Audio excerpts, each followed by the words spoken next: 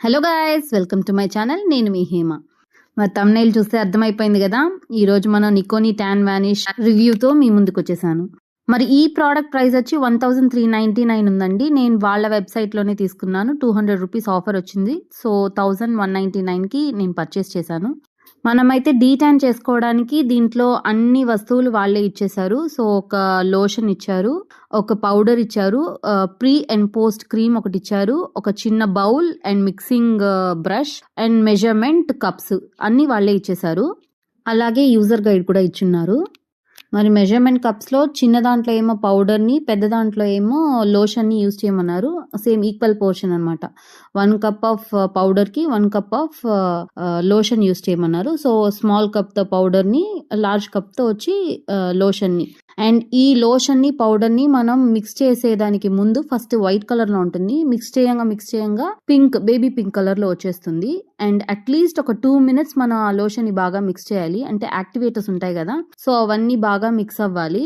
చూడటానికి బాటిల్స్ పెద్దగా, క్వాంటిటీ ఎక్కువగా ఉన్నట్టు అనిపిస్తుంది. బట్ యాక్చువల్గా అయితే బాటిల్లో కానీ ఆ పౌడర్ బాటిల్లో కానీ హాఫే ఉన్నాయి. మిక్స్ చేసిన తర్వాత ఇలా ఉంటుందన్నమాట.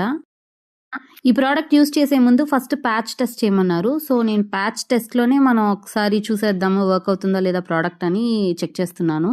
ముందుగా అయితే వాళ్ళు ఇచ్చిన ప్రీ అండ్ పోస్ట్ క్రీమ్ ఉంది కదా, సో ఫస్ట్ అదైతే అప్లై చేశాను. అది అప్లై చేసిన తర్వాత మనం మిక్స్ చేసి పెట్టుకున్న క్రీమ్ అప్లై చేసేయడం అండి. ఇక్కడ మీకు బేబీ పింక్లో కనిపించట్లేదు, బట్ యాక్చువల్గా అప్లై చేసే టైంకి అది బేబీ పింక్ కలర్లో ఉంది. అండ్ అది మళ్ళీ వైట్ కలర్లో మారిన తర్వాత మనం రిమూవ్ చేయొచ్చు. దీనికి ఒక 20 minutes పడుతుంది. 20 minutes అయ్యాక నేను ఇప్పుడు రిమూవ్ చేసేస్తున్నాను.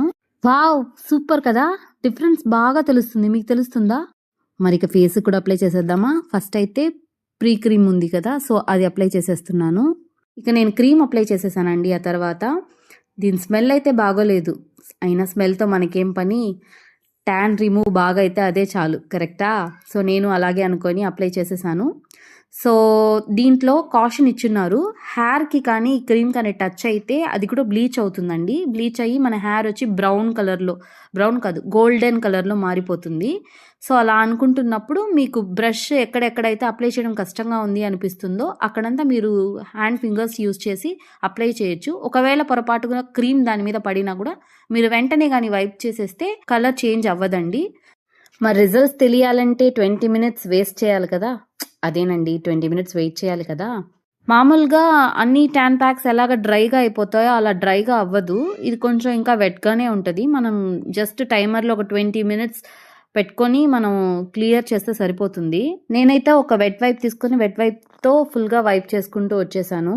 యాక్చువల్గా క్రీమ్ అప్లై చేసినప్పుడు లైట్గా టిక్లింగ్ సెన్సేషన్ ఉంటుంది అని అన్నారు. నాకు కూడా అలాగే ఉన్నింది. మీకు తెలుస్తుందా? అక్కడక్కడ నాకు కొంచెం రెడిష్గా అయింది. వెట్ వైప్తో ఫుల్గా వైప్ చేసేసిన తర్వాత నేను మళ్ళీ పోస్ట్ క్రీమ్ని అప్లై చేసేసాను. నేనైతే మీకోసం వీడియోలో రికార్డ్ అయిన స్క్రీన్ షాట్స్ని అటాచ్ చేస్తున్నాను. ఇది బిఫోర్, ఇది ఆఫ్టర్. సో డిఫరెన్స్ ఏమైనా ఉందా అని మీరే చెప్పాలి. నాకైతే పెద్ద డిఫరెన్స్ తెలియలేదు. మరి ఇందాక హ్యాండ్కి చాలా డిఫరెన్స్ కనిపించింది అని అనుకుంటున్నారా? మీరు ఇక్కడ అబ్జర్వ్ చేస్తే హ్యాండ్లో ఉండే హెయిర్ కలర్ మాత్రమే మారింది. స్కిన్ కలర్ పెద్ద డిఫరెన్స్ ఏం లేదు. మేబీ లైట్గా చేంజ్ అయి ఉండొచ్చు, బట్ అంత డ్రాస్టిక్ డిఫరెన్స్ అయితే లేదు. జనరల్గా ఇది ట్యాన్ వానిష్ అనే దానికంటే బ్లీచ్ అని చెప్పొచ్చు. నార్మల్ బ్లీచ్ చేస్తే ఎలాగ కలర్ చేంజ్ అవుతుందో హెయిర్ అలాగే మారింది. అండ్ ఈ డిఫరెన్స్ ఏదైతే ఉందో అది టెంపరీనే, పర్మనెంట్ కాదు. నేనైతే డిసప్పాయింట్ అయ్యాను. సోషల్ మీడియాలో ఇచ్చిన హైప్కి తగ్గ ప్రోడక్ట్ అయితే నాకు అనిపించలేదు. మరి ఇదండి ఇవాల్టి వీడియో. ఇలాంటి మరిన్ని రివ్యూస్ కోసం నా ఛానల్ని సబ్స్క్రైబ్ చేసుకోండి. Thanks for watching.